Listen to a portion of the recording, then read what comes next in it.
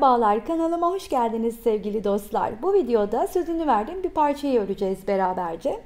Sizlere yeni aktifleştirdiğim katıl butonundan söz etmek istiyorum. Önümüzdeki sezonda yeni projelere YouTube'a çok daha fazla ağırlık vermek istiyorum. Bu projelerde şayet beni desteklemek isterseniz katıl butonunu inceleyip seçenekleri görebilirsiniz. Hepinize şimdiden ilginiz için çok teşekkür ederim. Sizle örmek de çok güzel. Öncesinde Instagram sayfamda görmüşsünüzdür eminim birçoğunuz. Dizüstü olarak örmüştüm bu kapşonlu file yeleği. Şimdi yine kapşonlu olarak öreceğim ama videoyu daha çabuk bitirebilmek açısından bir de öyle istediğim için belde bitireceğim. Yani şu kısmını kısa tutacağım. Siz dizüstü veya daha da uzun istiyorsanız gösterdiğim kısmı, yani kol evine gelip ayırma yapacağımız yere kadar olan kısmı bütün olarak daha fazla öreceksiniz. Detaylarda anlatacağım size. İlk olarak ipten bahsetmek istiyorum. Yarn Art'ın Flowers serisini kullanıyorum. Yarn Art Flowers Moonlight'ı da kullandım. Moonlight'ın Flowers'tan farkı içinde simlerin olması, pırıltılı bir ip. Tercihen istediğinizi seçebilirsiniz. Farklı bir iple de örebilirsiniz tabii ki. Baby kotonlarla, yazlık bir yelek olduğu için diyorum. Ama tabii ki bu jeansler, koton goldları da kullanabilirsiniz. Sadece burada o zaman size vermiş olduğum ölçülerin, yani sayıların çok fazla hükmü olmaz. Ama ölçü de vereceğim için ölçüye göre sayılarınızı değerlendirebilirsiniz. Yeleğin mantığını anlatacağım en azından. O mantığa göre, ipinize göre de bir değerlendirme yapabilirsiniz. İlk olarak bu yeleğe başlarken bir mezuroyla en geniş yerimizden yapacağımız bölgeye göre, çok kısa yapacaksak tabii ki göğüs bölgesi. Eğer basen de işin içine giriyorsa, ki baseniniz göğsünüze göre daha genişse, basen bölgenizden ölçü alarak başlayacaksınız. Atıyorum mesela ben basen bölgem 90 santim ama üstüne 4 santim daha pay koyarak zincirimi çektim. Ona göre ördüm. Bakın, ilk çektiğinizde zincirin ölçüsü sizi yanıltmasın. Üstüne mutlaka 3-4 santimlik daha zincir çekin ki çünkü ördükçe biraz toplanma yapacak. Küçük kalmasın parçanız. Tam aldığınız ölçünün üstüne mutlaka 4 ya da 5 santim, hatta daha salaş isteyenler 6-7 santim gibi bir pay koyabilirler. Ben small beden çalışıyorum. Dediğim gibi 90 santim ölçü aldım. Üstüne de 4 santim pay koyarak ördüm. Ve Flowers ipimle zincirimi çektikten sonra üstüne ördüğüm kutucuklarımın sayısı 83 oldu. Şurada göreceksiniz, beraber öreceğiz bunları. Kutucuklarım grup 83 tane oldu. 83 taneye daha sonra önü arkayı ayırdım. O kısma gelmeden evvel şu modeli nasıl kurduğumuzu size göstermek istiyorum. Bu arada Flowers ipimi 3 milim tığ ile örüyorum. Benim ördüğüm ipin kodu 264. Rengi beğenip belki siz de örmek istersiniz, vermek istedim. Şimdi bunu şimdilik bir kenara koyalım. Beraberce modeli kuralım. Modeli nasıl kuruyorum? Şöyle bir parça, yani burayı epey uzun. Şimdi ben çok uzun bırakmayacağım çünkü küçük bir modelde size göstereceğim için. Ama yeleğin bütününü örerken buradaki parçayı, yani şöyle ayırdığım parçayı çok büyük bırakın. Epeyce bırakın, yani öyle söyleyeyim. Şimdi burada hemen bir ilmek çıkartıp zincir çekmeye başlayacağım. Buradaki zincirim dediğim gibi en geniş bölgeden aldığınız ölçüye göre çekilecek. Onun için sayı vermiyorum. İpe göre değişir. Şuradaki ipi tığımın üstüne alıyorum ve ikisini bir örüyorum. Tekrardan tığımın üstüne ipimi alıyorum. İkisini bir örüyorum. Tığımın üstüne ipimi alıyorum. İkisini bir örüyorum. Başlangıcı bu şekilde yaptığımda normal zinciri çekip içine örmekten çok daha güzel durduğunu, daha düzgün durduğunu düşünüyorum. Hoşuma gidiyor. Eğer tercih etmezseniz zincir çekip üstüne de çalışabilirsiniz. Bu şekilde başlangıç benim tercihim. Şöyle biraz daha öreyim. Ördüm. Şimdi ilk başlangıç olarak şöyle biraz daha öreyim. Çok küçük oldu bu. Biraz örüp geleyim ben bu şekilde. Eminim anlaşılmıştır artık nasıl başladım. Şu kadar çektim. Bunu varsayalım ki en geniş yerinden aldığımız ölçü. Nasıl kuruyoruz şimdi? İlk olarak buradayken hızlıca şöyle bir zincir çekiyorum. Yükseliyorum. Etrafında döndürüyorum. Arkasından da alıp bir trabzan örüyorum. Sonrasında şöyle bakın. Bu altında gibi görünen şu değil, bakın. Şu değil. Hemen onun yanındakinin içine batıp bir ikili trabzan örüyorum. Sonra bir zincir çekiyorum. Bir tane zinciri altta atlayıp yanındakinin içine bir ikili trabzan daha örüyorum. Hemen yanına bir ikili trabzan daha. Sonra bir zincir çekiyorum. Bir tane atlıyorum. Yanına bir ikili zincir. İkili trabzan, özür dilerim. Hemen yanına bir ikili trabzan daha. Bir zincir. Atlıyorum. 2 tane yan yana yine ikili trabzanlarımı örüyorum.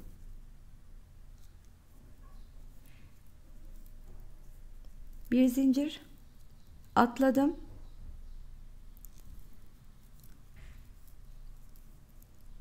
İki tane yan yana ördüm. Bir zincir, atladım.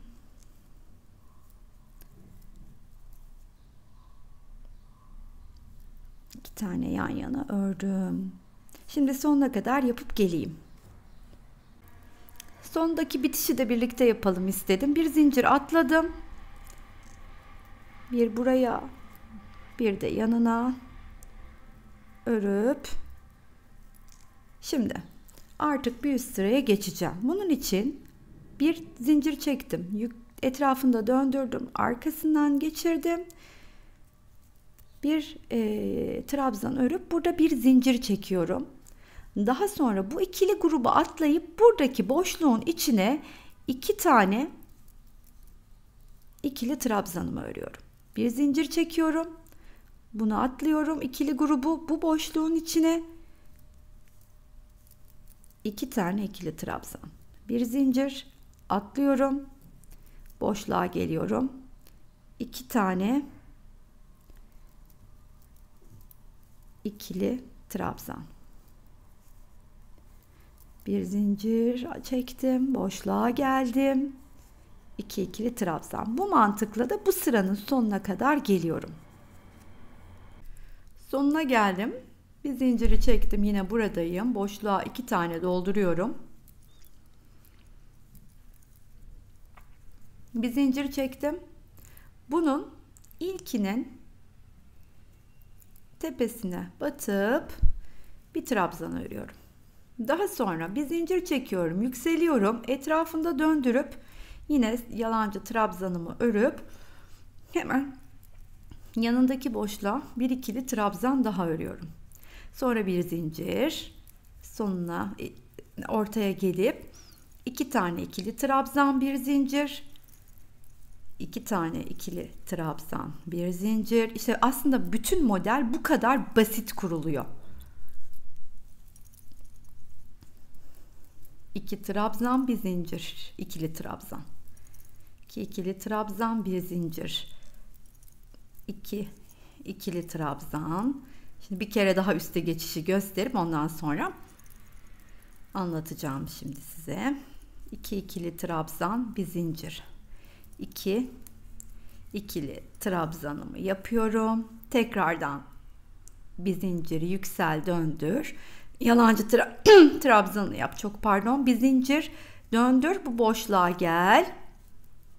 İşte bütün modeli aslında bu mantıkla kuruyoruz. Şimdi size çok net mantığı şöyle anlatacağım. Nasıl ayrım yaptığımızı koltuk altına geldiğine kadar ve bu uzunluğu ne kadar istediğinize karar vereceksiniz. Koltuk altınızdan istediğiniz boya kadar ölçü alın.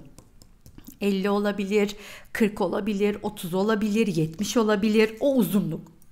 Bu kısmı ne kadar uzun örmek istediğiniz yer. Yani bu parçayı şimdi oymuş gibi düşünün. Minyatürde anlatacağım, büyükte de göstereceğim. Kutucuklarımızı sayacağız beraberce. İlk olarak önümüze yatırıp istediğimiz uzunluğa geldiğine kanaat getirdiğimizde. Şimdi son trabzanımı da öreyim. Ayırırken bunu da 1 diye sayıyoruz. Yani bu ikilileri sayarken bunu da 1 diye sayıyorum. Onu da belirteyim size. Şimdi bunu böylece ne yaptım? Parçam bunun minyatürünü düşünün. Şimdi benim bu parçamı böyle büyük açtığımda şunlar şu saydıklarımız 1, 2, 3, 4, 5, 6, 7, 8, 9 diye burada. Bende 83 tane. Siz de onu sayıp kaç tane olduğuna bir bakacaksınız ilk olarak. Ama bu parçanın uzunluğu bende kaç santim söyleyeyim. Böyle bel hizam gibi düşünebilirsiniz. Kolay altına geldim. Şöyle söyleyeyim, 28 santim kadar ördüm. Ama bakın burayı kısa tuttum ben. Yani atıyorum böyle kalça altı falan olsun diyenlerin en az burayı 50 santim örmeleri gerekiyor. Hatta işte dizüstü isteyenler 70 örecek şu uzunluğu. Ona göre de mesela ben bunu bütününde 1 adet kullanacaksam büyük örecekler, uzun örecekler 2 adet kullanacaklar. Bunu da belirtmek isterim. Boyum benim 28 santim, istediğim boya geldi. Burada ne yaptım? Bakın yer belirleyicilerimle 2 tane kol altımı yerleştirdim, ayırdım. 43 demiştim ya. Nasıl yapıyorum? Bu 43'ün 83'ün 43'ünü arka parçaya bırakıyorum. Yani şurayı saydığımda arka için şu ilmekten, ilmek belirleyiciden şu ilmek belirleyiciye kadar aradan benim 40 tane kutucuğum var. O şekilde ayırdım. Geri kalan 40'ın 20'sini bir tarafa aldım. 20'sini de diğer tarafa bıraktım. Hemen küçükte bakalım. Şimdi 9 taneydi ya. Ne yapıyorum bu 9'u? 4 tanesini arkaya bırakıyorum. İkisini öne, ikisini de öne alıyorum. İşte bu şekilde buradan ve buradan yer belirleyicilerimi koyup ayırıyorum. Ayırdığım yerleri artık ayrı örmeye başlayacağım. Yani bu 4 taneyi üstünü ayrı, bu 2 tanenin üstünü ayrı öreceğim. Çünkü kol evimi oluşturmam gerekiyor artık benim. Kol evimi oluşturacağım için arkayı ve önü ayrı ayrı öreceğim. Bu tarz iple ören dostlar, yani renk geçişi böyle benim gibi koyudan açığa doğru gitmeyen dostlar önce arkasını tamamlayabilir. Sonra 2 önü ya da önü arkayı tamamlayabilir. Sıralamasının hiçbir önemi yok. Arkadan da öne, önden de arkaya parçayı birleştirebiliyoruz. Hiçbir önemi yok. Ama benim gibi renk geçişli iple devam ediyorsanız, yani renk geçişleriniz böyle düzgün ve keskinse, yani nasıl anlatayım? Ton sür tonsa, koyudan açığa doğru gidiyorsa, buraya kadar da o şekilde geldim ya. Şimdi bir tarafı örüp bitirip diğer tarafa geçemeyeceğim için ben ne yapacağım? Aynı rengin devam ettiği yerin aşağı yukarı saydım, bakın geçişleri 5-6 tane de bakın. Mesela şurasını ipi çok fazla bıraktığım için bunu sayamıyorum. Bu normalde 5'te kaldı ama 6 oluyor renkler. 1, 2, 3, 4, 5, 6. Bakın burada bir geçiş oluyor. 1, 2, 3, 4, 5, 6. Hop, burada bir geçiş oluyor. 1, 2, 3, 4, 1, 2, 3, 4, 5. Burada 5'te kalmış. Çünkü şurada yarımı kalmış. Yani 5 ile 6 arasında bir renk geçişim oluyor. Ne yapacağım? Şimdi burada en son ördüğüm rengi 5-6 sırada bıraktım. Yeni renk geçişine başlandığını çözdüm. Şimdi artık burayı şuradan şuraya kadar olan kısmı bir 5 sıra öreceğim. Sonra bırakacağım. Buraya geleceğim. Buradan buraya kadar olan kısmı 5 sıra öreceğim. Sonra bırakacağım. Arkayı 5 sıra öreceğim. Sonra bitecek. Yeni renge başlayacağım için artık hemen yine geleceğim. İşte 5 sıra daha öreceğim. Ama o 5 sıra benim için en son sırada değişebilir. O 5 sıra en son grupta 3 olabilir. Neden derseniz, beni artık şu ilgilendiriyor: ölçüde kol evimden üstünü şöyle söyleyeyim size. Ben ölçtüm. Kol evinin genişliğinin, darlığının neresi olduğunu karar verdim. Burası benim tam olarak kol evim. Şuradaki açıklık benim için 17 santim yeterli olacak. Bu daha bana göre daha yapılı hanımlarda 17-20'ye kadar uzayabilir. Bunu belirtmek isterim. Ben 17 yapacağım. Sonra geliyorum burada. Hemen 17'nin kaç tane kutuya tekabül ettiğine bakıyorum. Hemen geliyorum. İşte 2, 4, 6, 8, 10, 12, 14, 16, 18 tane kutuca tekabül ediyor. Ne yapacağım demek ki? 5, 5, 5 aynı renk devam ederken 3 de artık 18.'si buradan itibaren 18 sıra oluyor ya buradan itibaren. 5, 5, 5 sonra 3 artık önle arkayı birleştireceğim. O birleştirdiğim kısmı zaten birlikte yapacağız. Orayı göstereceğim. Şimdi ben hangi sırayla devam ediyorum onu da söylemek isterim. İlk olarak arkayı öreceğim 5 sıra, sonra önleri. Tekrardan renk değişimine geldiğimde arkayı öreceğim, sonra önleri. Buradaki detaylı kısım dediğim gibi benim gibi renk geçişli ipleri örenler için. Tek renk ören ya da kendinden batik ören, böyle değil de ton değil de karışık batik ören dostlar buraya geldiklerinde kol evi işte ben ne dedim, 18 sıra öreceğim, 17 santim, hop burayı ilk olarak arkayı örüyorum, hop öreceğim 18 sıra, sonra burayı örerken 18. sıraya geldiğimde hemen arka ile birleşip kapşon için yer bırakacağım. Orayı gösterdiğimde daha iyi oturacak mantığınız. Yani bu iple örmeyen arkadaşlarım bir tık daha kolay ilerleyecekler. O zaman şimdi ne yapıyorum? Buradayım ya. Hemen başlayayım mesela. Nasıl başladığımı göstereyim. Şu kol ayrımını nasıl yapacağımı göstereyim. Burada ilmek koyduğum yere kadar öreceğim. Onu söyleyeyim. Ayırdığım yere kadar. Hemen buradan batıyorum ve bir zincir çekip yükselip döndürüyorum. Yalancı trabzanımı ördüm. Hemen içine boşluğun yanındaki bir ikili trabzan örüyorum. Bir zincir, 2 tane atlıyorum, buraya geliyorum. 2 tane ikili trabzan, bir zincir, buraya geldim. 2 tane ikili trabzan, bir zincir. 2 tane ikili trabzan. Şöyle yer ayırdığım yere kadar geleyim. Kol evine yaklaşıyorum, kol altına. Biraz evvel dedim ki ben ilk arkayı örüp önleri devam öyle edeceğim ama şimdi burada ipi koparmak istemedim. İpim burada devam ediyordu çünkü. Bu sıradan sonra artık bunu tamamladıktan sonra hep ilk arkadan başlayacağım. Bu turda burası arka, diğer ön olarak yaparken diğerinde arkayı örüp önleri tutturacağım. Çünkü önle arkayı birleşmeyi daha çok seviyorum. Daha kolayıma geliyor açıkçası. Ondan ötürü öyle yapacağım. Şimdi sona doğru geliyorum. Buraya geldiğimde de 2 tane ikili trabzanım örüp bir zincir çekip yükseleceğim.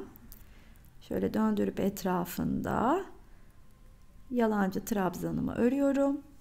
Bir zincirimi çekiyorum. Buradaki boşluğa ikili trabzanımı örüyorum. Biraz evvel ufak parçadaki gösterdiğim teknik ile bunu ikinci sıraya geçtim. 5 sıra örüp tamamlayacağım. Bunu belirtmek istedim. 5 sıra örüp tamamlayacağım. Sonra bunu ipimi keseceğim. Hemen bunu buraya kadar gideceğim. 5 sıra ördüm ya, bitti. Geleceğim. Hemen aynısını buradan başlayıp, yalnız bakın ilk sırayı buradan tersten ördümse bunda da tersten öreceğim. Mesela burada döndürdüm. Aynı yönle devam etsin istiyorum. Buradaki yön neyse burada da onunla başlayacağım ki görüntü çok önemli bir detay mı? Hayır değil. Görüntüsü daha düzgün olsun diye onu tercih ediyorum. Burayı ördükten sonra da git gel 5 sıra hemen arka tarafı öreceğim. Sonra tekrardan 5 sıra bitti. Ne yapıyorum? 5 sıra bitti. İlk turu tamamladım. Artık arkaya gelip orada örüyorum 5 sıra. Sonra önler. Daha sonra bir 5 sıra daha var. 3 kere 5 sıram var. Önler. Sonra 3. sıraya da üçlü grubu öreceğim sıraya geldiğimde de ilk grubun bu tarafın ikinci sırasını öreyim. Üçüncü sırayı örerken arkayla birleşmeyi size göstereceğim. Umarım anlaşılır olmuştur. Büyük parçalarda anlatmakta çok zorlanıyorum. Tamamını ekran karşısında örmek de beni zorluyor. Ufak modellemede ondan gösterdim. Umarım anlaşılmıştır. Şimdi tamamlayayım parçaları, geleyim. Arkayı gerekli uzunluğa kadar ördüm. Bu ön parçanın bir tarafını da istediğim uzunluğa kadar getirdim. Şimdi son sırasını örerken arka tarafla birleşip aynı zamanda da hem kapşon için yer bırakacağım hem de kol evimi oluşturacağım. Burası benim için ideal uzunluğa erişti. Söylediğim sıra kadar ördüm sizlere. Son sıradayım dediğim gibi. Buradan da 12 tane kutucuğu ayırdım. Karşıyla 12 tanesini birleşip diğer geri kalanları kapşon için açıkta bırakacağım. Nasıl birleşiyorum? Şimdi ilk olarak hemen şuradan trabzanımı öreyim. Şöyle, pardon, kadrajdan çıkmışım. Hemen tekrar aşağı çekip trabzanımı ördüm ilk. Şimdi bunu hemen karşısındaki ile birleştiriyorum. Arasından kaydırarak geçiriyorum. Daha sonra buraya gelip buradaki, şimdi altta bir olduğu için bu üstteki öreceğim yer ikili, hemen buraya bir tane ikili trabzanımı örüyorum ve ilk boşluğum olan aslında burası, şurası ile birleşmeye başlıyorum. Karşısına denk gelen boşluk ile. Tekrardan buraya geliyorum. İkili trabzanımı örüyorum. 2 tane. Hemen karşısındaki denk gelen boşlukla birleşiyorum. Bu şekilde. Tekrardan buraya geliyorum. Yani böyle karşılıklı birleştirmeye başlıyorum. Siz bunu tamamını bitirip arkadan sık iğneyle de birleştirebilirsiniz. Hiç fark etmez. Nasıl kolayınıza geliyorsa.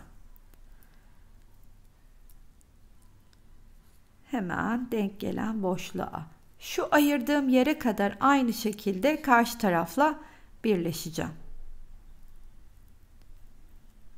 1 2 böyle birleşip geleyim. Burada ayırdığım yere kadar geldim. Şimdi orayı da artık buradan itibaren, ayırdığım yerden itibaren, yani burada toplamda 2, 4, 6, 8, 10, 11 kutuyu karşıyla birleştirdim. 12.'yi örerken buraya karşıyla birleşmeden devam ediyorum. Dediğim gibi burası benim arada bir zinciri unutmayayım. Burası benim artık kapşonumu oluşturacağım yerin zemini.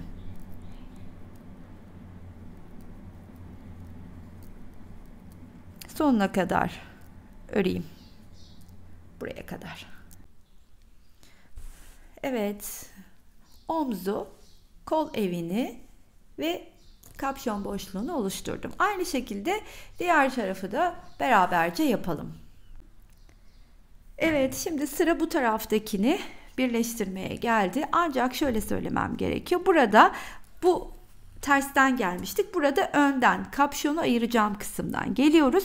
Hiçbir farkı yok. Buradaki kadar bakıyorum hemen. 2, 4, 6, 8, 9. Buraya da sayacağım. 2, 4, 6, 8. Şöyle bir dakika, hemen eşit olması lazım. Yanlış yere takmayayım. 2, 4, 6, 8, bununla birlikte 9. Şimdi buraya da geldiğimde 9 taneyi dol yapıp ayıracağım. İlk olarak 9 tane grubumu öreyim. Bir saniye, şuradan ilmeği kaçırmadan alıp ilk olarak yükseldim. Döndürdüm. Bir ikili trabzanımı ördüm. Yanına da örüp 1. Şimdi bu ikinci, bunun gibi 9 taneyi ördükten sonra artık karşıyla birleşmeye başlayacağım. Öreyim 9 taneyi, geleyim.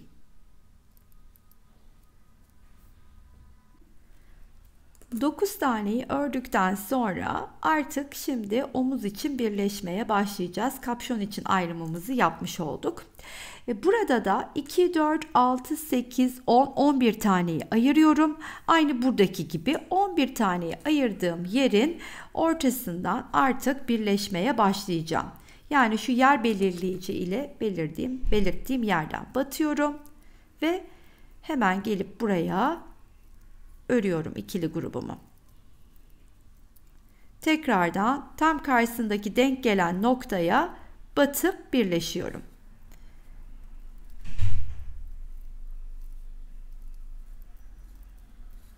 Hemen karşısındaki denk gelen noktaya böyle kol, yani omuz kısmını birleştirmiş olacağım. Aynı zamanda da kol evimi oluşturmuş olacağım. Bu karşılıklı iki parçayı birleştirip geleyim.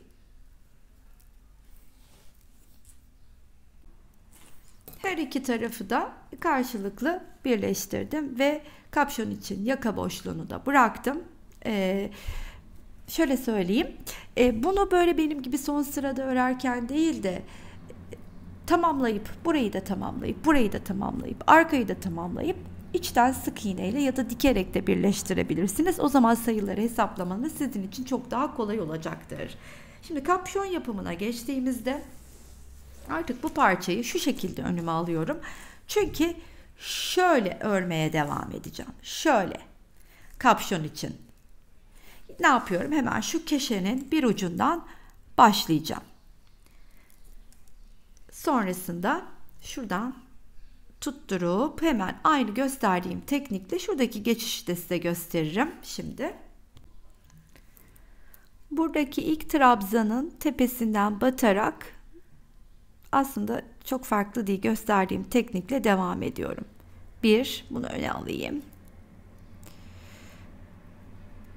Bir zincir çekiyorum. Buradaki boşluğa gelip 2 tane ikili trabzanımı örüyorum. Bir zincir çekiyorum. Atlayıp buraya geliyorum. Şu kısma kadar bu şekilde geleyim. Tam olarak sözünü ettiğim yere geldiğimde şu geçişte şu köşeye batacağım. Bir ikili trabzan öreceğim. Sonra gelip buradakine batıp bir tane öreceğim. Şunu 2 taneymiş gibi düşünün. Sonra atlayıp hemen normal devam ediyorum.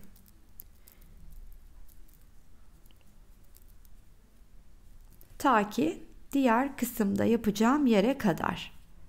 Orada da aynı bir toparlamayı yapacağım.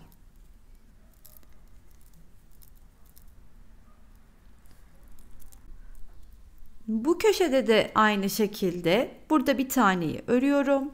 Bir taneyi de buraya örüyorum. Daha sonra yine bir zincir çekip sonuna kadar bu mantıkla devam ediyorum. Daha sonrasında bir üst sıraya da birlikte geçelim. Sonuna kadar geldim. Buraya 2 taneyi örüyorum. Bir zincir çekiyorum ve hemen şuradaki tekli trabzanımı da örüp bir zincir çekip yükselip döndürüyorum. Yalancı trabzanımı ördükten sonra bir tane de yanına üste de çıktım. Bütün hırkanın genelinde kullandığım tekniği kapşonda da kullanıyorum. Kapşonu kaç sırada tamamladığımı, kaç santim olduğunu bitirdikten sonra gelip size ölçü ve sayı olarak vereceğim. Siz tabii ki sıra sayısından ziyade ölçüyü dikkate alabilirsiniz. Çünkü dediğim gibi ipimiz farklı olabilir. Kapşonu yapalım.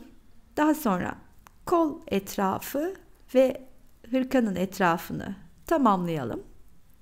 File yeleğimiz böylelikle bitmiş olacak. Kapşon kısmını 29 sıra ördüm. 30. sırayı örerken üstten birleştireceğim. Siz direkt 30. sırayı örüp üstten dikebilirsiniz. Ama ben örerken birleştirmeyi tercih ediyorum. Şimdi şöyle söyleyeyim. 29 sırada Kapşon parçam 28-29 santim geldi. Bir sıra daha öreceğim. Yani 30 santime yakın olacak, öyle söyleyeyim size. Bu sizin için dar bir kapşonsa birkaç sıra daha fazla örebilirsiniz. Bunu büyütebilirsiniz. Bunu belirtmek isterim. Şimdi son sırayı örerken nasıl birleşeceğiz beraber görelim. Son sıramda 38 tane kutucuğum var. 2'ye bölüyorum 19. 19'unu ördükten sonra diğer 19'u örmeye geçerken birleşeceğim. Yani ne yapayım? Şimdi hemen örmeye başlıyorum. Bir zincir çektim. Bir. Buraya dönüp içine doldurup ikinciyi yapıyorum. Bunun gibi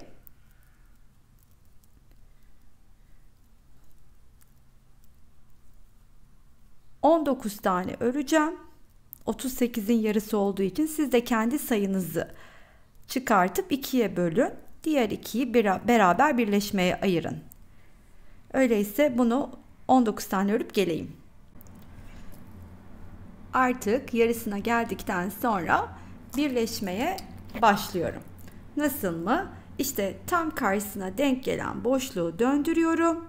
İçine batıp buraya geliyorum.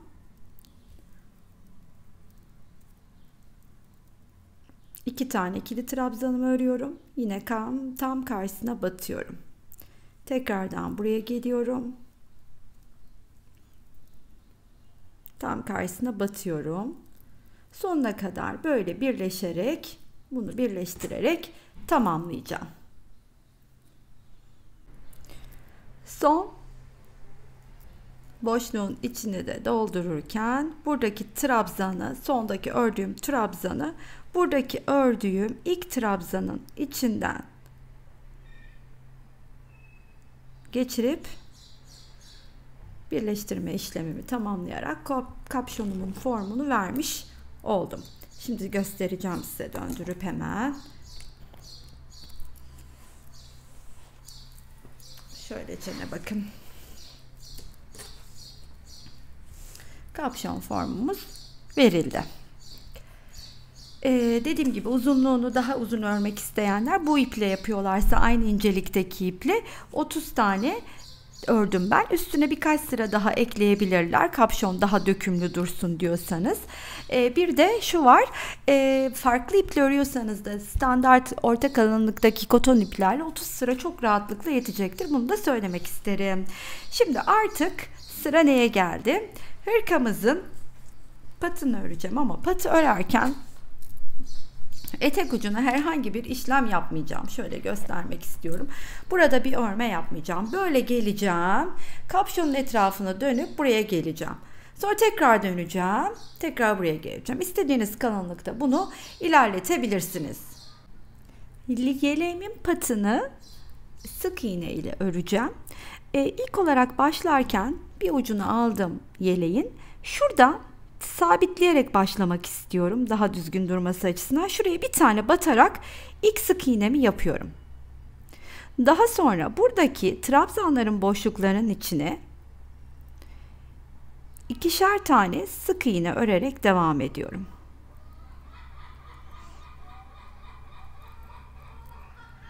Bu şekilde sık iğnelerimi örüyorum. Bütün yeleğimin çevresinde hep aynı işlemi yapacağım. Ve bu sık iğne sırasını dilediğiniz kadar tekrarlayabilirsiniz. Benim niyetim 3 ya da 4 sırada bitirmek. Öyleyse ilk önce bütün bu kapşon da dahil olmak üzere etrafına sık iğnesini öreyim. Daha sonra da kollarını yapalım.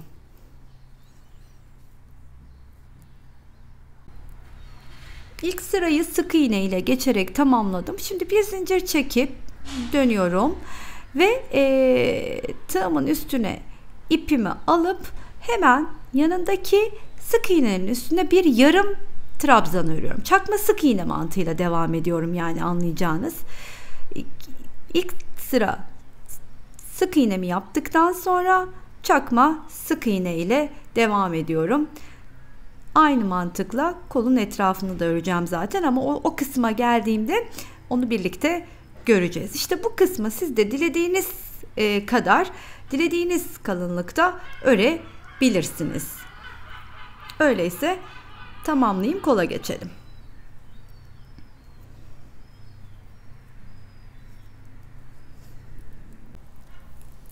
Kapşonla birlikte böylece etrafını geçtim. Sık iğneyi örüp üstüne 2 sıra çakma sık iğne örmüştüm ama direkt çakma sık iğne ile de başlayıp 3 sıra 4 sıra çakma sık iğne de örebilirsiniz. Zira kolun çevresini öyle yaptım. 3 sıra sık iğne ile, çakma sık iğne ile bitirdim. Şimdi göstereceğim nasıl yaptığımı burayı örerken size. İlmeğimi çıkarttım. Kolu şöyle kol altının tam bana denk gelecek şekilde önüme alıyorum ve şuradaki bir bu boşluğa örerek başlıyorum. Şimdi ilk buna örüyorum çakma sık iğnemi. Daha sonra da buna örüyorum.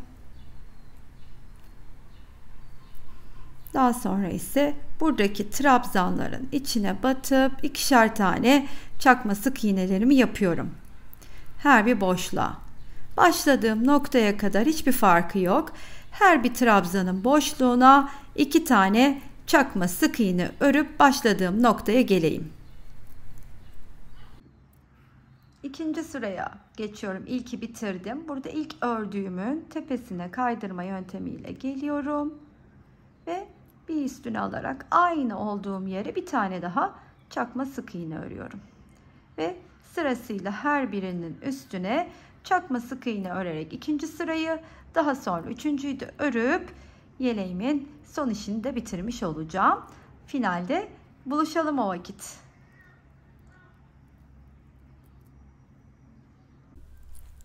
En sevdiğimiz kısım, finaldeyiz. Yeleğimi tamamladım.